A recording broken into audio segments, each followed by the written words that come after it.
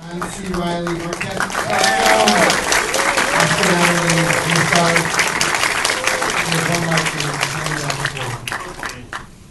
We need to talk about Kevin. So you just sat through this for the first time. You said since Cam. What did you see this time that you haven't seen before? It's always the first time I watch something I'm in. It's always really a strange scrapbook of my life that seems like it's out of order, and I inevitably get a headache. So this time, I actually could really sit back and see the movie in a more objective way, and yeah, so I could kind of see the bigger picture and see the larger shape of the film instead of my individual experiences when I was making it. So when you're watching it, are you thinking, oh, I remember that day we were filming it, or was it really more like, oh man, this is heavy, this is really hitting me? This is odd. I can just shout it out. Well, both, but this time I found myself getting lost more in the story. It's a real ass kicker. Oh, man. Yeah. So when you got the script for this, how much did the script resemble what we just saw? Was it laid out in this kind of kaleidoscopic fashion, or was that something that was put together later? To a certain degree it was. It did jump back and forth in time in the script, but it's much more in the film.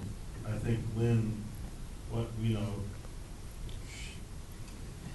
you know, as you do in the story fairly early on, where it's going to end up, although to me, I'm still really shocked where that second tragedy that happens, but you kind of have to stay ahead of the audience if you can, so I think that's why she went back and forth even more to keep it kind of a sense of dislocation, and I think it's a really interesting film. I feel like I can be objective about it because I'm not in it all that much, so I can talk but it's really interesting to see a story through the lens of memory. That, I was thinking about this today, knowing that I was coming here, and you think about public figures or people in your family or just events that you lived through, and there is the way you remember it happening, there is the objective facts of what happened, and then there's what really happened.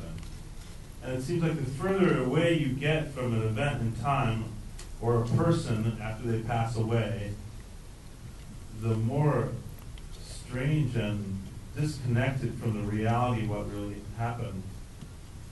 And it was interesting to play a character through the lens of someone else's memory, because it's, the movie's not, in all the memory sequences, it's not quite realistic. There weren't ants crawling all over the jam sandwich, but that's how she remembers. So the character was not quite, I always had to keep in the back of my mind, well, it's not exactly an objective telling of what happened, it's how it felt to her in her memory.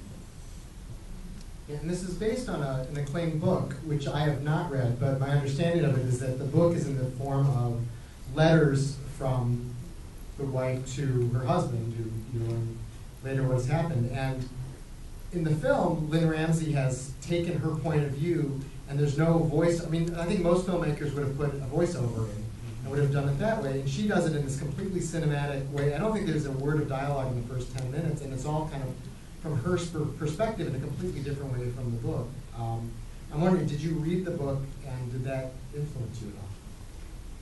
I did, and the book is a different experience than the film. The book is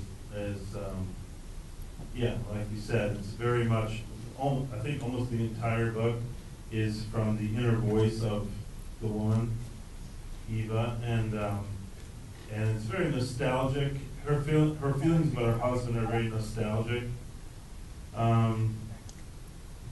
What was was the second part of your question? Just if that had sort of informed your reading of the I character. actually, I'm not a big fan of religious sticking to an original text because, there's a book. I've done books before on film, and there's a book, and then there's a script, and then there's what is actually happening on the day. And you can have all the theories you want about what you're going to do, and then you actually are looking into someone else's eyes, and you're like, well, I can either do what we plan to do, or I can acknowledge what's really happening between you and I right now. So, yeah, I thought the book was obviously very evocative and inspiring book, but I think Lynn, broadened the whole thing. Her co-screenwriter Rory Kinnear. Yeah, I mean, a movie has to be a completely different experience. You have to liberate yourself from that printed page, which obviously she did. As a parent, I found this. Are there other parents who just found this really hard to watch, and you're sort of remembering things because you're thinking, oh, I remember, when that gritted teeth smile, and you're trying to get the baby to stop crying, and while at the same time, this obviously goes to an extreme. Did you as a parent find this? Did this affect you when you were making it, or affect you when you were watching it in a different way, you think? And does that enter into it, or when you bring to it, or is it just Sorry, you're going to have a second no, part? because I was getting incoherent, so it was. Well, yeah, I think I am a parent, and I definitely thought a lot about parenting and my own relationship to my children. But I think for people watching the film, you're either a parent or you're a child, so you are in touch with this relationship, whether you see it from one side or the other. And I was really struck tonight, just seeing it the second time, how, I have this line, and most of my lines in the film can be interpreted as being delusional or not accepting the reality of what happened, but I have to say, I still agree with this one thing I say in the film, even as a parent, where I say he's just a little boy. He's just a sweet little boy. And I am of the personal belief that children are the product, to a large degree, if in terms of learned behavior, they're learning it from you, So I found myself thinking about that line even in the last scene when Kevin finally starts to drop that mask that he's been holding up his whole life. You think, well, he is just a kid, and yes, he's responsible for what he did, but at the same time, I feel sympathy for him, as I think you would with any human being that does something terrible. Yeah, I had something else to say about thinking. So you've done a lot of different kinds of movies, and you made a bunch of comedies like Talladega Nights and Step Brothers, and then there's Cyrus, which is somewhere in the middle. But is going to work in a film like this markedly different, like on the set, or is the feeling like, oh, we're gonna do some brutal stuff today, we have to kind of be pretty grim, or is it really not actually that different? It is different. It's different, but that's not to say it's all laughs when you're making comedy. It's like it's actually pretty hard work and very demanding, and yeah, but it's different. At the end of the day, though, you're making the donuts. You know what I mean? It's like you go there, and it's like this great adventure everyone's on. Either no matter what the tone of the film is. Well, here we are. We got this parking lot for the day. It's freezing cold. The camera's going to start over here. Like, okay, let's put on a show. So whether that's a dramatic film or a comedic film, there's this sense of purpose that everyone's just, I know there are actors that walk around the whole day in character and never come out of it, and God bless them, because some of them are my favorite actors, but I find that an exhausting day at work. And actually, it's a waste of, I personally think it's a waste of my energy. So there's a lot of, not goofing around, but, you know, just bon ami behind the scenes. So, yeah, and this was, you know, Lynn Ramsey is Scottish, and her husband is English, and the director of photography is Irish, and so there's this whole kind of UK, although, yeah, there's this whole kind of, you know, disparate group of people that would meet and have dinner, and it was very much like this, like we were trying to pull some great caper off together. Yeah, I think people from looking at this film and a lot of her performances would think Tilda Swinton is just this very intense, intimidating, wall-up sort of person. I've interviewed her, it's been a while, and she's kind of warm and funny and everything. I mean, was she walking around in the days on the set the whole time, or was she cracking jokes? No, she wasn't cracking jokes per se, but she is a very warm, open, down-to-earth person, and I felt the same way you did probably before you met her. Like, wow, like I remember seeing Tilda once at the Sundance Film Festival, and before I realized who it was, I just saw this like red-headed woman walking down the center of the aisle in a movie theater looking for a seat. I was like, holy shit, who is that? Is that the Queen of England? Like, Joan of Arc? I was like, oh, it's Tilda Swinton. I'm like, wow. She's just a really formidable presence. I mean, fierce, full of life, you know. But she's a blast to be around. And I felt, I did a film with Meryl Streep, and you know, she also carries a couple films, a big reputation before her, and she just levels it within minutes of meeting her, you know. And I think the best people are like that. They're not interested in holding on to some kind of image, you know. They're there to make the donuts. I'm going to open this up to people who want to ask questions, because I'm sure you have a bunch also. All right, let's do that. So you said that you think that children are a product of their environment. Do you blame the Eva character for what ultimately happened with the son? No, you know. What you said. Did you guys all hear the question? She said, children. I said children are a product of their environment. Do I blame Eva for what happened?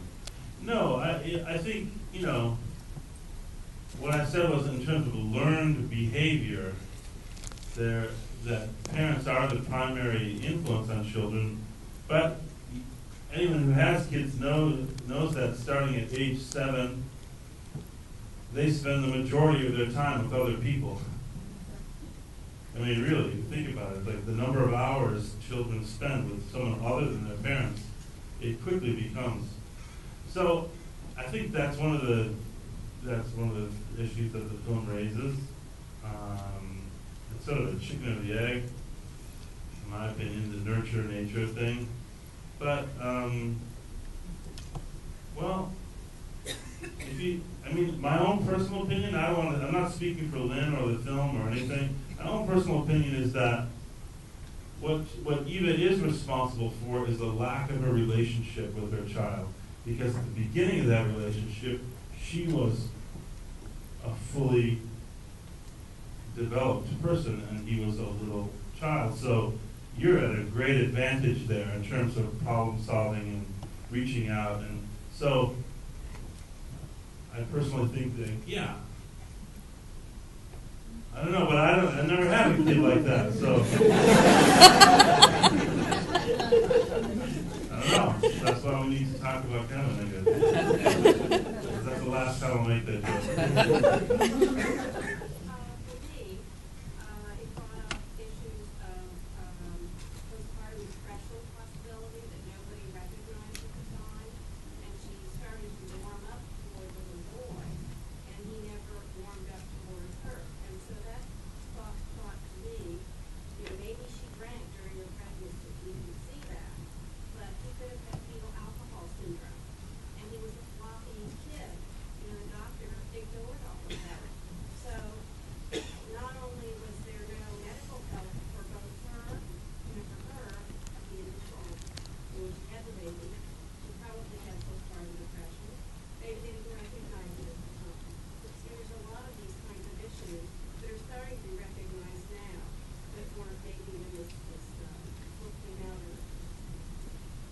Yeah, that's an interesting point of view. I have to say, watching the film and knowing Lynn, I don't think she meant to make it fit a story that was easily explained by facts. She was trying to make, I think she was trying to tap into a larger psychological state. And yeah, I don't know. It's like one of those things like, what happened? I don't know. It's a work of art. You know what I mean? Yeah. I was going to just say, and I like how at the end, I mean, he can't explain it, and I think that that's part of the point of view of the movie too. It's like, how do you ultimately explain this? Well, I thought I knew, but maybe I don't. You know, that's an interesting thing too. Is that that goes back to what this woman said earlier, which is that, you know, just because you're related to someone doesn't automatically mean that you have a relationship with them. We have this notion that, you know, you have a baby and you're tied by blood to that baby, or you have a brother or a sister or whatever, and you have that relationship. They're your brother, they're your sister, but you have to build relationships even if you're related to someone. So, yeah, anyway. Sir? Great job. I loved the movie. First off, my compliments on the new facial hair. Is it for a role, or is that just a new look you're going for? You'll find out. Yeah, I'm jealous. But my real question is, did you guys like watch any like other films to try and like prepare like in terms of like tone or anything like that, or just do you like to do that in general with your roles? Well, when I read the script, I thought about Rosemary's Baby a lot. It really is like a nightmare for parents. It's to me, again, I'm not speaking to Lynn, because I said this to Lynn, and she's like, what? But I felt like it's an emotional horror movie, you know, like, what if, oh God, what if? But we didn't really look at movies together as a group, but we did play and listen to a lot of music. We played a lot of music. We all kind of hung out in this one house and would make dinner every night. And it's funny, I never thought that type of music would end up in the film, because it's all roots, American folk and country songs. And here Lynn ended up putting quite a few things that were like what we were playing in the film. I couldn't believe it when she told me before I saw the film. And she said, well, oh, I'm going to have, you know, pork and beans. And I was like, what? Like, I'm going to work that in there. But we have time for 2 more questions. Please. I was kind of interested in the children, you know, the boys, Kevin, not the very youngest one, but the sort of middle Jasper.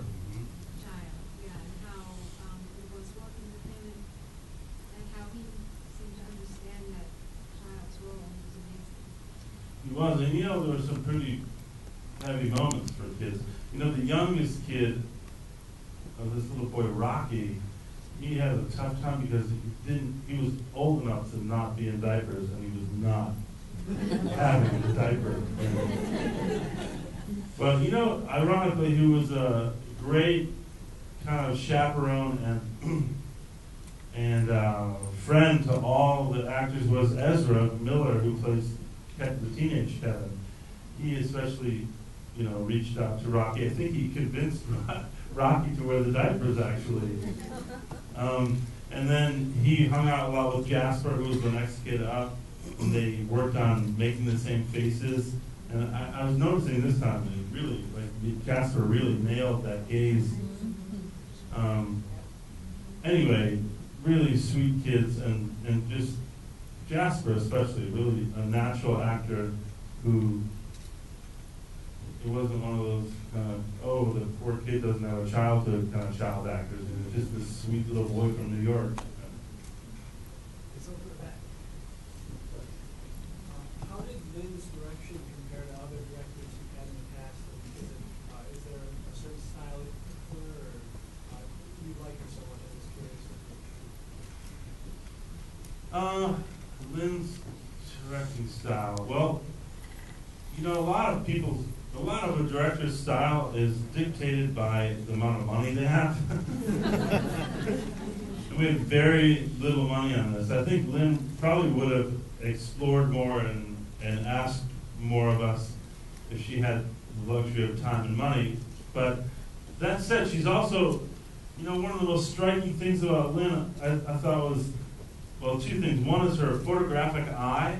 I mean, we have a great DP in the film, Seamus McGarvey, like one of the best out there right now. But Lynn really matched him in terms of the stuff she'd see, like, and then I don't think I've ever worked with someone as confident as Lynn. Sometimes we would do one take, and she would say, "Good, got it." Before saying to the DP, like, was there anything wrong with the camera? Before saying to the actors, did you feel okay with that? She was, "Good, got it, let's go." You know, like, it was such a gunslinger kind of attitude because, you know, most people are always like, "All right, that was good, let's do one for safety." And Lynn was like, "Fuck safety, like, I'm on a budget," you know.